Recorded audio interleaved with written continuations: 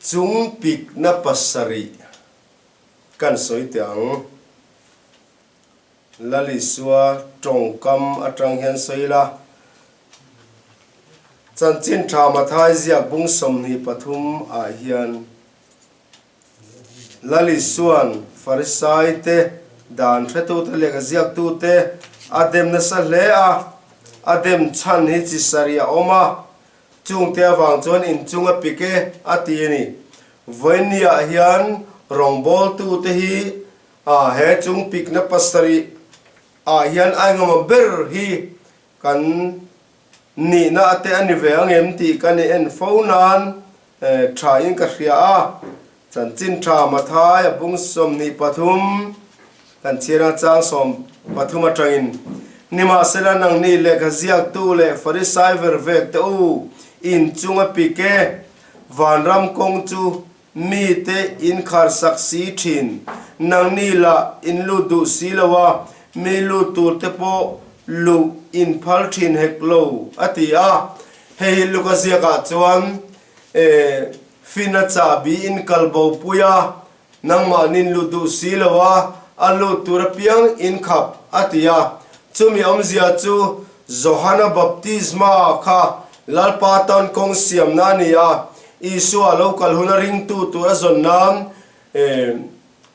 iselten ama an khiata an rin theina turatan tuya baptisin kalo kalani ati a Johana baptisma kha ahun lai tana poimo ema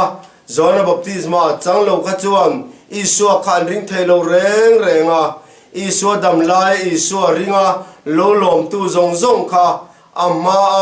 Johana baptisma alo chan to wang ani ti luka bung sari chang som ni pakwa kan mu a mi zong zong in Johana nena baptisma alo chan to awangin pathian an thiama farisai tele dan khetu te ro chuan Johana baptisma alo chang ve lawa pathian in antan rem arwat sak andu lawani atiani chuwang chuan kha vanram kong mi in khar sak atia po kha Johana baptisma chang tur te kha anlo khap thina an ma nin an chang du silawa a chang tur te anlo khap thina chuwang chuan Johana baptisma kha farisai ten an hol le ani lalpa tan kong siam na ni an hol le ani te chuan Johana baptisma chang ain isua baptisma chang ten lo tam zo ka Johana bung thum chang somni panile nirukan en chuan isuan hena mitam takan lo kala isuan alo baptiz zelani ti kan mu a ti chuan bungli kan siar chuan Johana ain isuan zirtir asiam tam zo ka a baptiz tam zo kani ti khan soile a chumi chu farisai ten anlo khia isuan Johana aina baptiz tam zok dai mai a antia baptisma huwa mi chang tur po khap du zel tu an ya wang khan Johana aina tam zok a baptiz ani Johana aina baptiz tam zok zirtir asiam tam zok ti an shia ti kha iso pon alo kheve ani farisai ten anlo shia ani ti kha iso na khia ani pon ahun ma thi mai lo la turatan Jordan rala atira rong a bol mura khan aloin sa sing ve ani te chuan kha Johana baptisma kha changlo sera chuan cross lera dinglama mi kan ti po hian isoi a khedon hau lo ani mi zong zong in ti khan engchin nge a huap le omzia chu mi zong zong in zong ne na baptisma anlo chang to atia mi hring zong zong chuan anlo chang hau lawa a soi tum chu Johana baptisma anlo chan to awangin pathian an thiama atia Johana baptisma chang to zong zong kham I pathian an thiama isua kha an ring thaya isua kha an shria pathian ani ti an pom thaya an lom thaya ni tina ani chu tiang tur chu khoba poimo ani awang khan vanram kong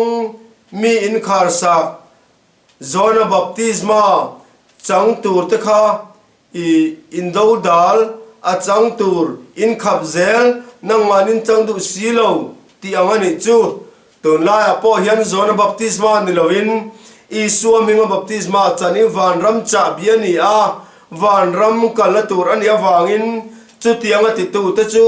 mi then khat te chuan an lo do dalin baptisma chang tur te an lo khapa an lo soi hnoma an mani lan an lut du der silova chu tiang ang deuh chuan farisai ho te kha an lo oma lalison ahun lai mi te kha adem ani ten chang som panga hian nang ni le khaziak tu te le farisai vervek te u in chung apike saphun pakhat po siam turin tifin ria le khumwal in kal hual si a ten chu tianga alo om vele sign phun vele chu mi chu nang ma ni le nin gena fapa in siamani atita a farisai ho te le khaziak tu tian saphun siam andu le maya an pol ti pun andu lea member ti pun andu lea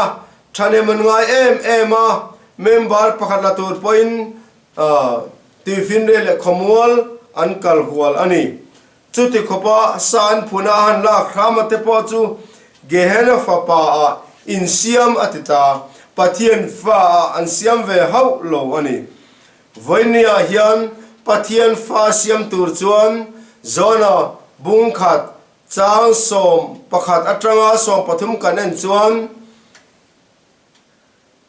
amami ten alo kala amami ten alo lom lowa nima se ama lom piang chu pathian fa ni thena tura pe aming ring tu te chu chung chu mi pa du zong khinan ni lowa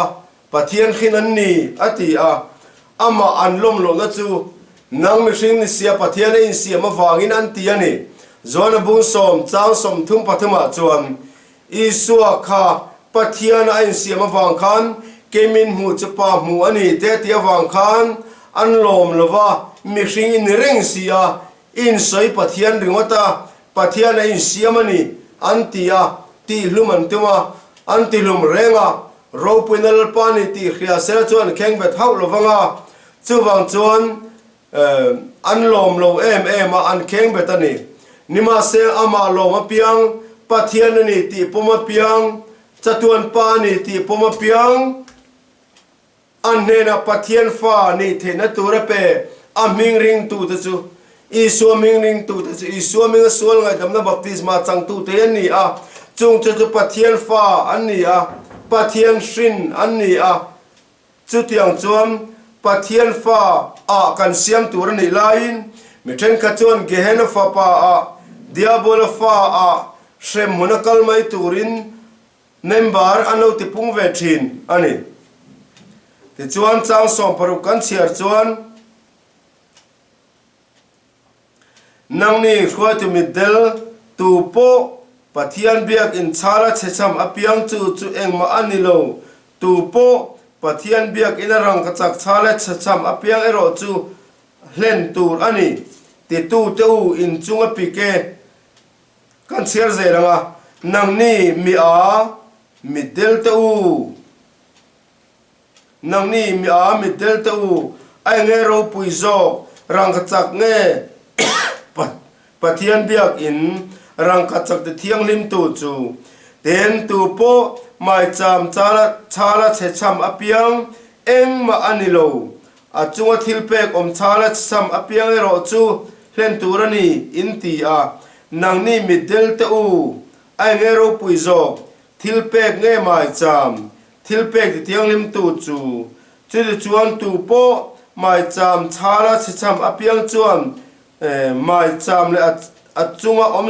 zong tharin chia acham thin tu po pathian biak in chala checham apiang chuan pathian biak in le achunga om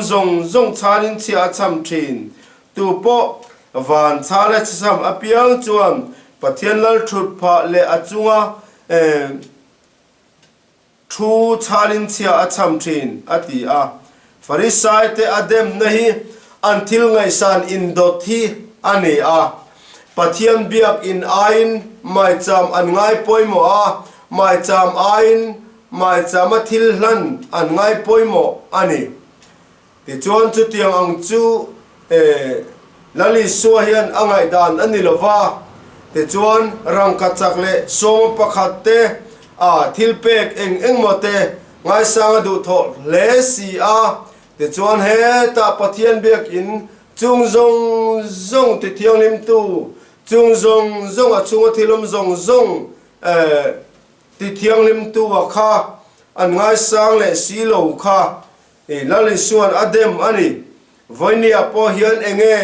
kan din mun hi ti kanin en nan atul le in ka sia ti chuan chin chung pik na dang le an chiarila nang ni le ka ziak tu te le farisai vervek tu in chunga pike pudina te mohuri te zira te chu som pakhat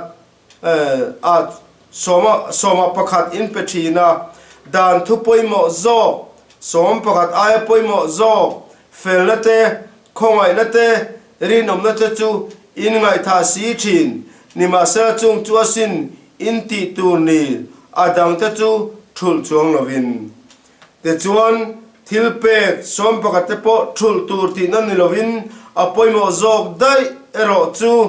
khongai nate apoimo zoka fel nate thiam chan nate poimo zoka rinom ne poimo zoka ni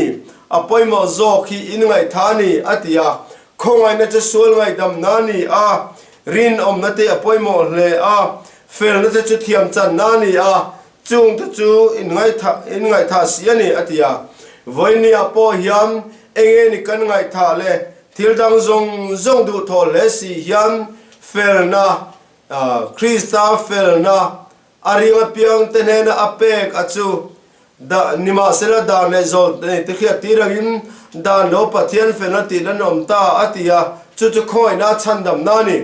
te chon la li suan baptisma achan khan fel na zong len chu kan ta na moyani atia fel na len chu nan baptisma achangani te chon min athil ti ngai to len pathian me fel arwa ta chu abo chen ngai damom khani a te chuan sual ngai dam na baptisma min an chan hian pathian me fel arwa ta te chuan khongai nai na chan dama chumi khoi na le fel na chu kan ngai tha tu la lawa number 1 a kan ne nga apanina thil dang chu kan nei jok tu rani chutin lo chon la li suan min dem ve ange le khaziak tu te le farisai vervek te in chunga pike no le theng pon lam silfai pon lam in silfai ya a chungero chu le bruk na le in sum lo nain akhat sia nang farisai middel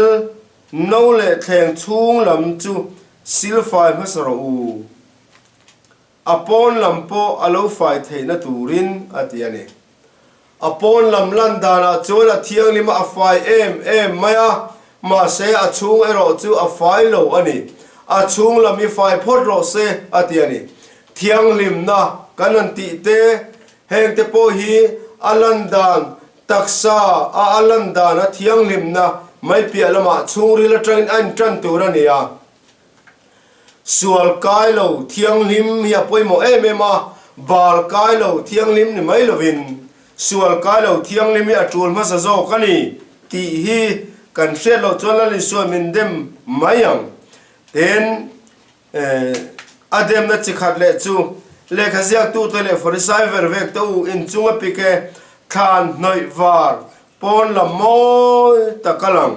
a chung lam ero chu mithiru le bollo tin renga khat ang te chu in ni asin nang ni po chu tiang takin pon lama chuan mihring mit muin fel takin in lang thina in chung lama ero chuan verve na le solnen akhat si a atia amutlang le mai ani alandan mai kha du tok lo ani te chuan khan noi var atia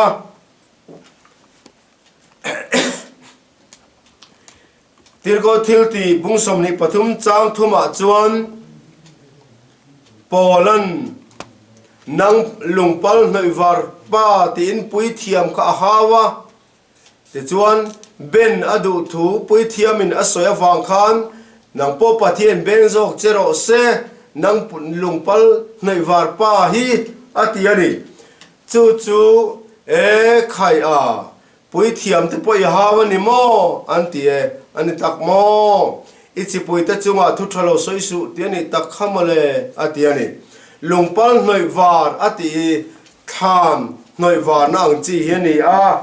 chu chuan than ani mo thil dang ani mo pon lamalan moi na tu na tan noi war soina ani a te chuan number te bung som pakwa chang som paru kan en chuan omlai thiamo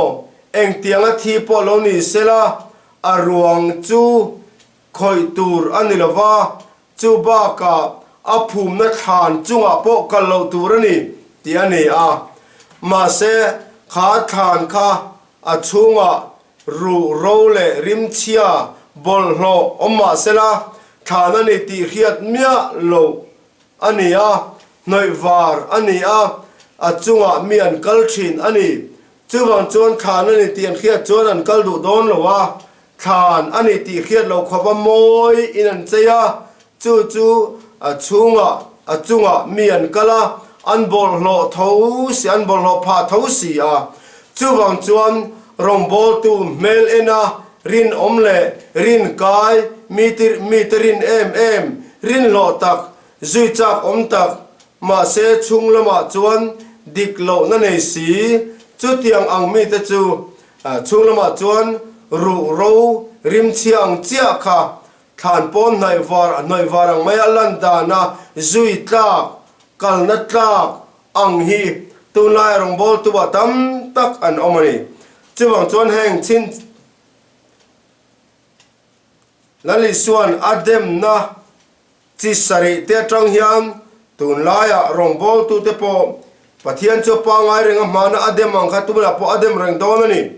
chuwang chuan chung pik na pasari atang hian rong bol tu te pol khoi tu te kokran khoi tu te berampu te kanin en natur ani chuwang chuan pon lama mi bum na tura tang bum na tura tana kan thil ti zong zong te min lo min rin pha sela min zui pha ani poin chu chu than ang lek kan ni tho do na chunga chuan bol lo tho kan ya wang in min ring tu an tam po le kan hruai bowanga kan hruai lumanga te chuan min ring tu apiang kha an bol lo do na ni a min rin na sat po le ke ni hian kan hruai lum don ti na ni a nang ma le izir tina phim khuro chitilo chuan i thungai thatu te chandam don zuk nia tiang khang keima nia kan phim khuranga zui tlakin kan nunga ten kan zirtina kan phim khurbokang keima nia kan phim khura zui tlaka zui chak oma kan om chuan kan zirtina kan phim khurbok chuan mi te kan hruanga kan thungai thatu te kan chandam don ti na ni a amaro chu keima nia kan phim khur le zui tlaka kan om poin kan zirtina kan phim khur lo chuan kan chandam don chuang lo ani chuwang chuan kan zirtina thata ka kan zirtira kan zirtina kan phim khur poin keima nia kan la phim khur le zel lo chuan kan thu soi hlia tur kan nuna om chuan mi kha kan chandam thei don chuang lo wangin nangmal e zirtina phim khur la tiang kham farisai te po kha an ma ni rin lo em ma se an zirtina dik chuan lo awang in mi ten thi pui ting mai ni chon tun la ya po hian keima nia kan phim khuranga kan zirtina kan phim khur bok tur ni chitilo chuan mi te khoi bo tu tam tak kan mai don ni chuwang chuan keima ni le kan zirtina phim khurila te chuan la li suat dem lo turin in chung pik na kan chung thleng lo turin kan phim khurangai rong bol tu te ti kan soi do ni lalpan ma song ro se